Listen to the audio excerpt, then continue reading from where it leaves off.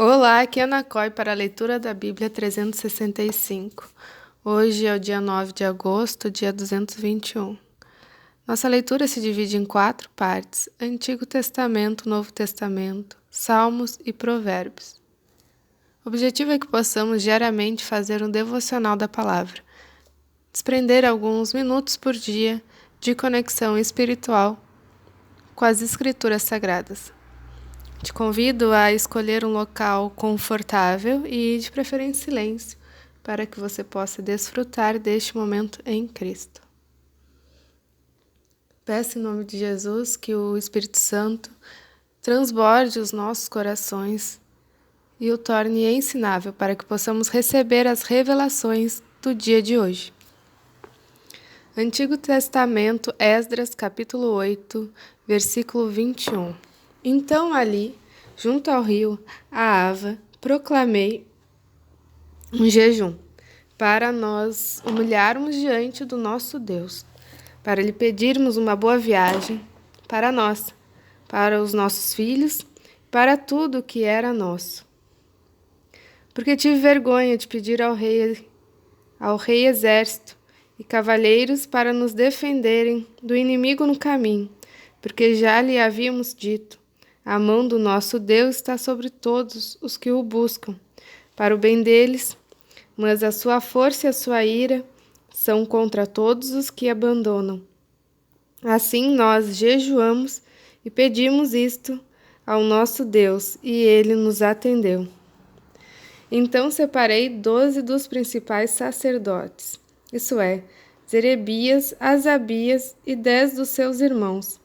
Pesei-lhes a prata, o ouro e os utensílios que o rei, os seus conselheiros, os seus príncipes e todo o Israel que ali estavam tinham contribuído para o templo do nosso Deus.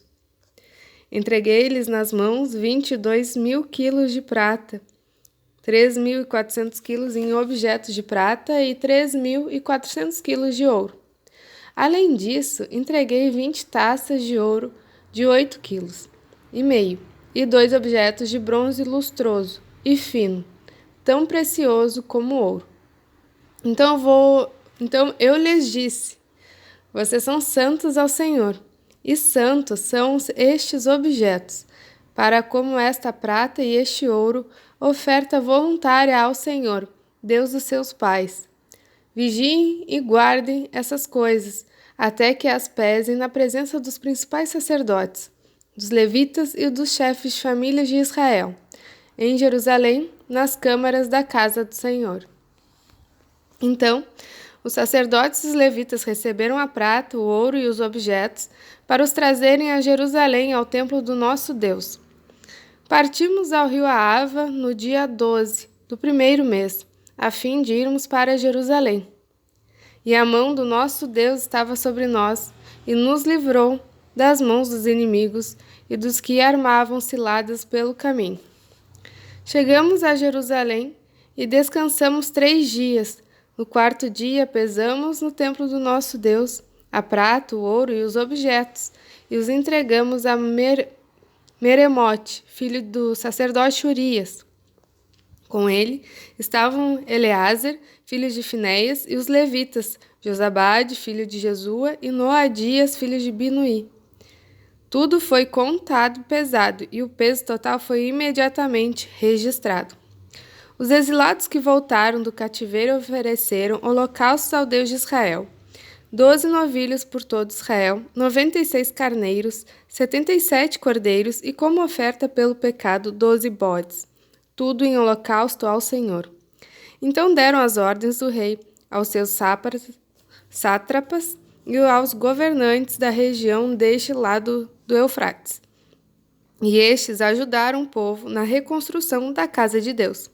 Acabadas estas coisas, alguns dos chefes vieram falar comigo, dizendo: o povo de Israel, os sacerdotes e os levitas não se separaram dos povos de outras terras e das suas abominações, isso é, dos cananeus, dos heteus, dos ferezeus, dos jebuseus, dos amonitas, dos moabitas, dos egípcios e dos amorreus. Tanto eles como os seus filhos casaram com mulheres desses povos, e assim a linhagem santa se misturou com os povos dessas terras. Os chefes e os magistrados foram os primeiros a cometer este pecado. Quando ouvi isso, rasguei as minhas roupas e o meu manto, e arranquei os cabelos da cabeça e da barba, e me sentei perplexo. Então se reuniram por volta de mim todos os que tremiam diante das palavras do Deus de Israel, por causa da transgressão dos que tinham voltado do cativeiro. Porém, eu permaneci sentado, perplexo, até a hora do sacrifício da tarde. Na hora do sacrifício da tarde, levantei-me da minha humilhação, com as roupas e o manto já rasgados, e me pus de joelhos, estendi as mãos para o Senhor meu Deus e disse: Meu Deus, estou confuso e envergonhado, para levantar a ti a face. Meu Deus, porque as nossas iniquidades se multiplicaram sobre a nossa cabeça, e a nossa culpa chega até os céus.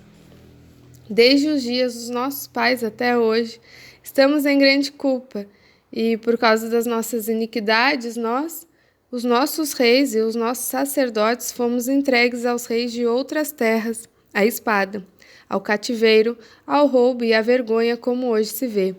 Agora, por um breve momento, se manifestou a graça do Senhor, nosso Deus, deixando que alguns escapassem, dando-lhes estabilidade no seu santo lugar. Assim, iluminaste os nossos olhos, ó nosso Deus, e nos deste um pouco de vida em meio à nossa servidão. Porque éramos escravos, mas o nosso Deus não nos abandonou em nossa servidão. Pelo contrário, estendeu sobre nós a sua misericórdia e achamos favor diante dos reis da Pérsia, para revivermos, para levantarmos o templo do nosso Deus, para restaurarmos as nossas ruínas e para nos dar um muro de segurança em Judá e em Jerusalém. Agora, ó Deus, nosso Deus, que diremos depois disto? Pois deixamos os teus mandamentos que ordenaste por meio dos teus servos, os profetas, dizendo: A terra em que vocês estão entrando para dela tomar posse é terra impura por causa da impureza de seus povos. Por causa das coisas abomináveis com que, na corrupção, eles encheram a terra de uma extremidade à outra. Por isso não deem as suas filhas em casamento aos filhos deles, nem escolham para os seus filhos mulheres do meio das filhas deles. Jamais procurem a paz e o bem destes povos, para que vocês sejam fortes e como o melhor da terra, e a deixem como herança aos filhos de vocês para sempre. Depois de tudo o que nos aconteceu por causa das nossas más obras e da nossa grande culpa, e vendo ainda que tu, ó nosso Deus, nos tem castigado menos do que merecem as nossas iniquidades, e ainda nos deste este restante que escapou, será que poderíamos voltar a transgredir os teus mandamentos e nos unir em casamento com povos que praticam essas abominações? Não te indignarias contra nós, ao ponto de nos destruíres completamente, sem que houvesse nenhuma remanescente, nem alguém que escapasse? Ó Senhor, Deus de Israel, tu és justo, pois somos o restante que escapou, como hoje se vê. Eis que estamos diante de ti com a nossa culpa, porque não há ninguém que possa estar na tua presença por causa disso. No Novo Testamento, 1 Coríntios, capítulo 5, versículo 1. Ouve-se por aí que entre vocês existe imoralidade, e a imoralidade tal como não existe nem mesmo entre os gentios, isto é, que alguém se atreva a possuir a mulher do seu próprio pai. E vocês andam cheios de orgulho quando deveriam ter lamentado e tirado do meio de vocês quem fez uma coisa dessas. Eu, na verdade, ainda que fisicamente ausente, mas presente em espírito, já sentenciei como se estivesse presente o autor de tal infâmia. Em nome de nosso Senhor Jesus, reunidos vocês e o meu espírito, com o poder de Jesus, nosso Senhor, que esse tal seja entregue a Satanás para a destruição da carne, a fim de que o espírito seja salvo no dia do Senhor. Não é bom esse orgulho que vocês têm, Por acaso vocês não sabem que um pouco de fermento leveda toda a massa? Joguem fora o velho fermento, para que vocês sejam nova massa, como de fato já são, sem fermento. Pois também Cristo, nosso Cordeiro Pascal, foi sacrificado. Por isso celebremos a festa não como o velho fermento, mas com o fermento do mal e da maldade. Mas como o pão sem fermento, o pão da sinceridade e da verdade. Na outra carta já escrevi a vocês que não se associem com os impuros. Refiro-me com isto não propriamente aos impuros deste mundo, aos avarentos, ladrões ou idólatras, pois neste caso vocês teriam de sair do mundo. Mas agora escrevo a vocês que não se associem com alguém que, dizendo-se irmão, for devasso, avarento, idólatra, maldizente, bêbado ou ladrão. Nem mesmo comam com alguém assim. Pois com que direito haveria eu de julgar os de fora? Mas será que vocês não devem julgar os de dentro? Os de fora, esses Deus julgará. Expulse o malfeitor do meio de vocês. Salmos 31, versículo 1. Ao mestre de canto, Salmo de Davi. Em ti, Senhor, me refugio. Não seja jamais envergonhado. Livra-me por tua justiça. Inclina-me os ouvidos. Livra-me depressa. Se o meu castelo forte, cidadela fortíssima que me salve. Porque tu és a minha rocha e a minha fortaleza. Por causa do teu nome, tu me conduzirás e me guiarás. Tira-me do laço que as escondidas me amarram, pois tu és a minha fortaleza. Nas tuas mãos entrego o meu espírito. Tu me remiste, Senhor, Deus da verdade. Tu detestas os que adoram ídolos vãos. Eu, porém, confio no Senhor. Eu me alegrarei e regozijarei na tua bondade, pois tenho visto a minha aflição. Conheceste as angústias de minha alma, e não me entregastes nas mãos do inimigo. Firmaste os meus pés em lugar espaçoso.